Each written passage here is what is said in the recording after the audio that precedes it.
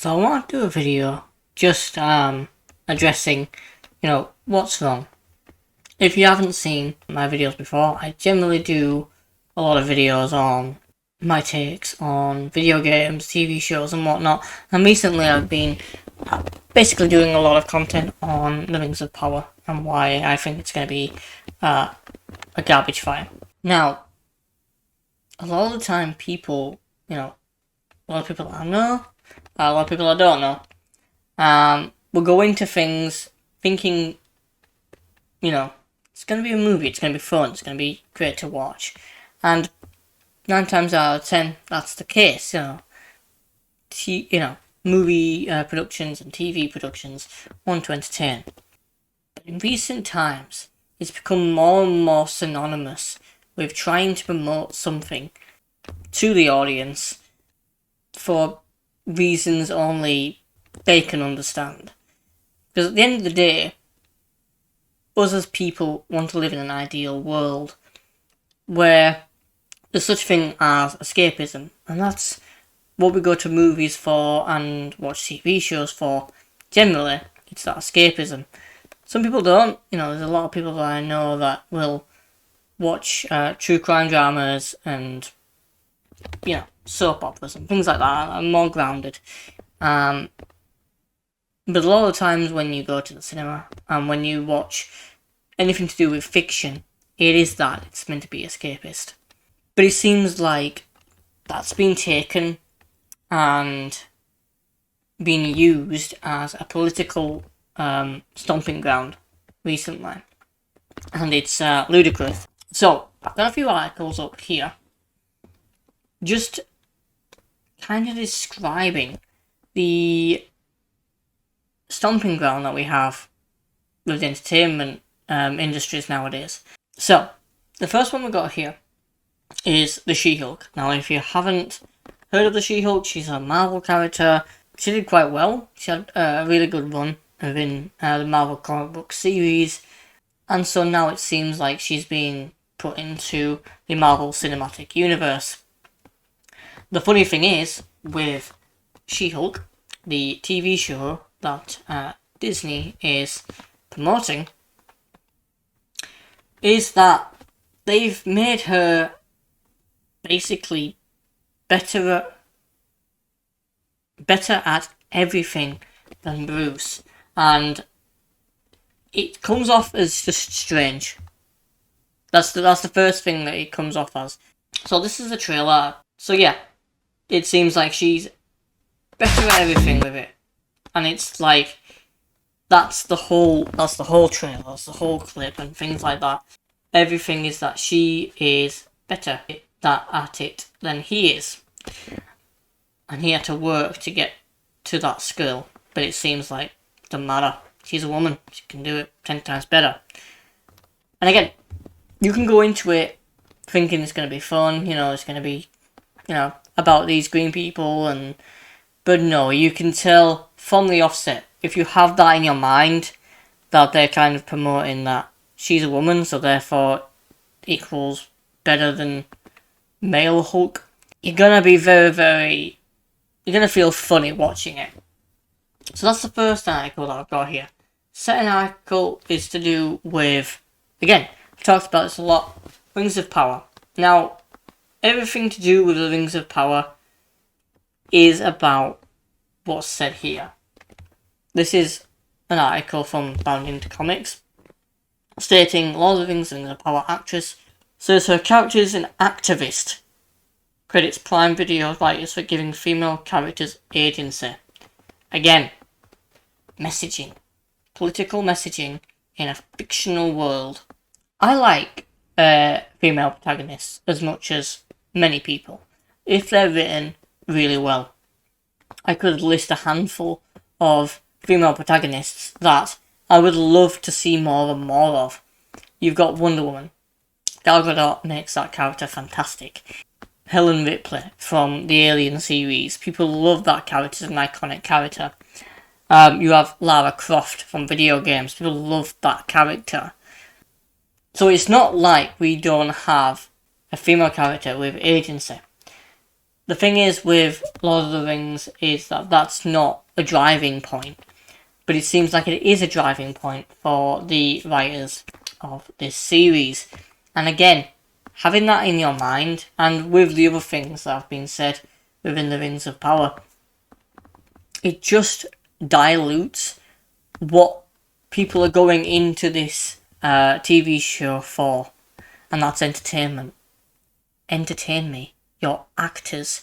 You don't have to be activists. You're actors. You're in a fictional world, but you can do what you want with. But you can't change it to fit a political agenda, because then you're bringing it down to reality. And no one wants reality in their escapism. And lastly, I want to talk about the DC Universe. And I'm going to explain quite a lot in regards to the DC Universe, because it can go past people if they don't, generally a lot of people will just go into DC Universe thinking, superheroes, cool, we'll watch it, they're cool. But you got to look at the behind the scenes, and you've got to look at, again, what entertainment industries are trying to do. And I, for one, don't like when it comes to Star Wars, when it comes to Marvel, when it comes to DC, do not care anymore. The last time I cared about Marvel was Avengers Endgame. That was it. Spider-Man No Way Home was fantastic too.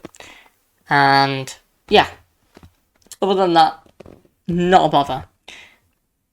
DC, the last great DC film that I watched was the Snyder Cut. It was fantastic, and it has a amazing potential for projects that Zack Snyder had or wanted to develop upon. But it seems like they don't care about that, and so they wanted to take it in their own direction. And again, this is where the fall off happens. I just don't care anymore. You have Aquaman. Now, if you don't know who's in Aquaman, it stars Jason Momoa as Aquaman. Jason Momoa is a decent guy, he's really cool, and his love interest, Mira, is played by Amber Heard.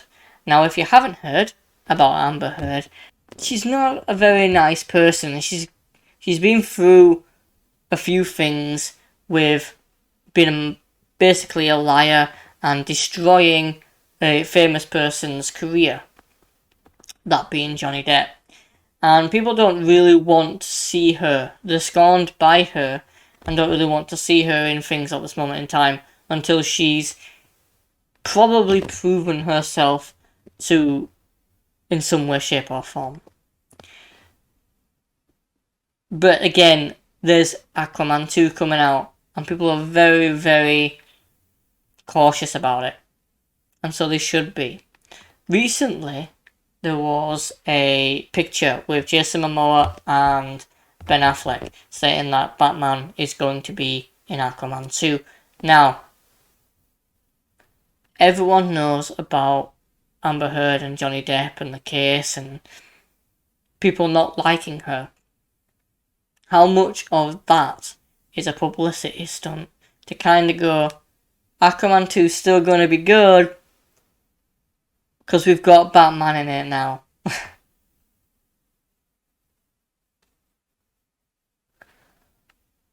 Again, another behind the scenes thing is that the Flash movie is also going through test screening, as it's stated here, with poor Henry Cavill's Superman face. And behind the scenes, Ezra Miller has been a not very good character. He's been very much a bad boy. Harassment, grooming, all these allegations, as well as on the run from the police. So them allegations might not be just allegations, seeing as, there's actual recordings and he's on the run from the police. And it just seems like he's unhinged. If you've seen anything from him and what he's wrote or whatever, he's just unhinged. and he tries to classify himself as non-binary or whatever, but that's because he's trying to have a safety net, and sorry, no one's catching you. Not only that, the biggest flaw with the Flash movies, and a lot of biggest skepticism I have is the deletion of what Zack Snyder were doing. More and more so is that they are trying to again pander with certain aspects. Like, they have two Batmen in this film: Ben Affleck's Batman and Michael Keaton's Batman. Because remember Michael Keaton? He played Batman. Yeah, he's back in this one. Because obviously we want people to watch this film. We want them to watch this film. We know Zack Snyder's Justice League was fantastic, and we know you want the Snyderverse, but this film's great too. Not only that, they have a Supergirl. Now, Supergirl, don't get me wrong, if I did Supergirl really well, I wouldn't have a problem. Like, I won't mind seeing Supergirl if done correctly. But the rumours here are that the test screenings indicate that Supergirl is the replacement for Henry Cavill's Superman in the DCEU. Now, what this is that there's apparently, within the movie, it is said that Zod interacts with Supergirl in this film and has a fight which resembles the one in Man of Steel. And so it seems like they're kind of trying to rewrite Henry Cavill out. Again, trying to delete that Snyderverse. And it just reeks of, again, they have their own agenda. They don't care what you want, they just care what they want. And of course, Supergirl's going to probably be absolutely fantastic in this film, and it just screams they don't know what they're doing. So, I just want people to understand that when going into films and TV shows that they want to watch, be mindful of what you're actually watching, because at the end of the day, you're lining people's pockets up that don't actually care if you're entertained. All they really care is that you're giving them money. And they're trying to promote a message because it is ridiculous. We don't want to be pandered to. We just want to enjoy content. And you can do that. You can create amazing characters. You can create amazing female characters. You can create amazing people of colour characters that aren't pandering. You can. It's easy. But we're not getting that. It just seems like we're getting pandered to, and pushing that message seems to be the biggest thing to them. And we know why. So yeah, that's all I really wanted to say. I wanted to kind of do a recap of what's wrong and how can they fix it. Well, what they can do is just find writers that aren't activists. Get writers that want to create a story that is entertaining for the reasons that it is. This has been done, really well throughout a lot of things. There's a lot of different writers and a lot of different directors, even on Amazon's payroll and on Netflix's payroll and on Disney's payroll. They've done great content. It just seems like you also get the odd activist writer writing their message into a story that really just needs to be entertaining. And there's concerns for people that, really like fans of established franchises like The Witcher, that their beloved franchise is going to be taken over by agenda. Now, I have a lot of faith in Lauren Hisrick, who's doing the Witcher series, And I hope that she does listen to fans and does listen to feedback, that she gets from the seasons, and writes progressive and amazing stories for The Witcher, for Geralt of Rivia, as well as all the characters within the series. Because I do have faith in it, as long as Lauren Hissrich, wants to have that dialogue. I think that's fantastic. The only alarm bells that I have is that she also states that she wants to be a better ally. Now, I hate the word ally. We're not fighting any wars unless you create the war. And if you create the war, then all you're doing is fighting your own war. And that seems to be the thing for a lot of people, is that they can't see that the general populace will stand by you no matter what you are.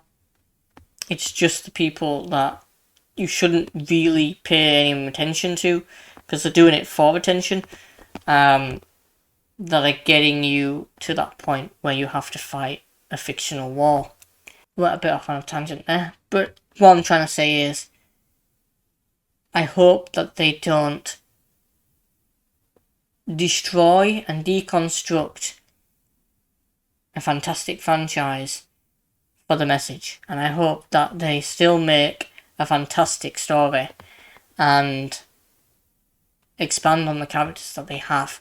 So lastly, I wanted to kind of go into something that I really think needs more attention, and that is a project from a fantastic gentleman known as Eric July. He's created a comic book company known as the Rippaverse, and he's doing really, really well with his first issue called Isom number 1, and the campaign has reached over, I believe, let's have a look at the campaign, $3,355,285.27, and he's shipping them out, he's delivering this, and I just want to show this video. I'm Eric July, founder, owner, and writer. Welcome to the Rippaverse.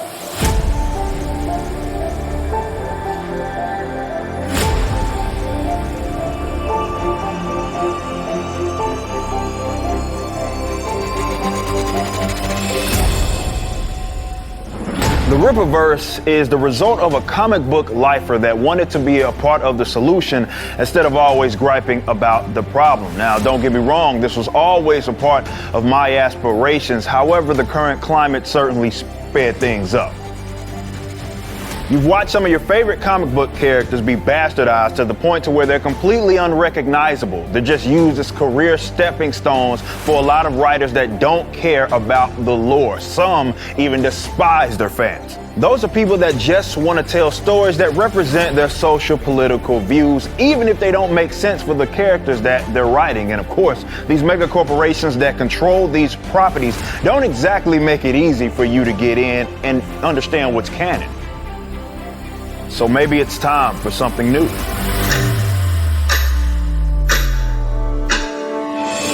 We are a comic book company first and foremost that will never be forgotten no matter how big this venture gets. And we are guided by a set of principles known as the Rippaverse ethic. You will find this on a page in every single book that we release, and it's a set of standards that we certainly want you to hold us to. There are 3 main things that we will always emphasize. Number 1, respect the customer. We aren't owed your dollar, but we love to have you as longtime supporters. It's going to be up to us to keep you interested and invested. Now, anytime there's passion involved, there's going to be those conflicts, but we'll respect you. So as long as you respect us, it's all about reciprocity. Our second point of emphasis is canon and continuity. This is an ever-expanding universe. There's going to be many of characters that will be introduced. But when you buy a book from us, you own a piece of history. It matters. These events will not be erased by way of time travel or some multiversal aspect. And number 3, a comprehensive timeline. No matter when you jump into this space, we want to make it easy for you to get caught up on some characters that you're interested in, so we're going to keep the reboots to a minimum. Now don't worry, we know that picking up the pieces is part of the fun, so we're not going to exactly hold your hand. And while I personally value liberty, we're not going to beat you over the head with on-the-nose current politics and current narratives that will completely contradict what it is that we're trying to do here. So whether you're into our main character in our first book, Isam, or you're into Yaira, or you're interested in all of them, will certainly have you as a customer. Your ethnic background or genetic makeup is wholly irrelevant to us.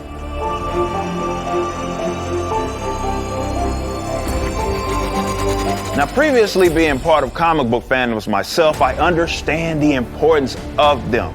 We'll do our jobs to preserve the sanctity on the business end, and we hope you will help us preserve a more healthy and thriving fandom.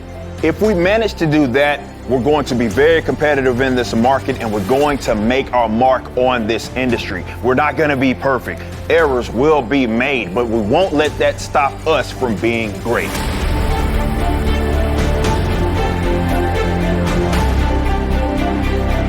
So visit Rippaverse.com, where we have our own unique store that is tailor-made for our audience. A lot of our stuff will be released in campaign format with limited edition items, and once they're gone, they're gone. We'll be making books that expand across many different genres, so I'm very confident that we'll have something that is right for you in a series that you'll make your favorite. And one last thing.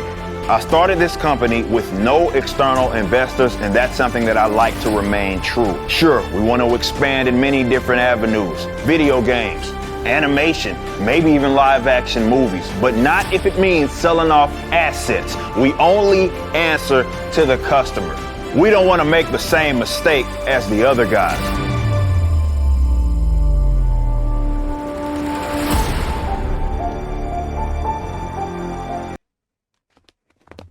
So there's Ripper's introduction video. It's been out for quite a while. As I said, it's doing really, really well. And I wish him all the best. And that's what's up, you know, we want something fantastic. You know, we want to be entertained. We don't want political and or anything else to be put into our entertainment. And this is just a stepping stone. This is one guy's venture into the comic book industry, and hopefully other people can see this and get inspired by it, because it inspires me. You know, I like to create video games. I've been, you know, trying to learn how to do that, as well as, you know, implement it and try and create my own video game that I hope, you know, people will love to play someday when it's created. So yeah, hope you understand where I'm coming from with what I've said today, and hope you like my videos. If you do, leave a like. If you don't, that's fine. Thank you for watching. Please subscribe if you want, and hope to see you on the next one.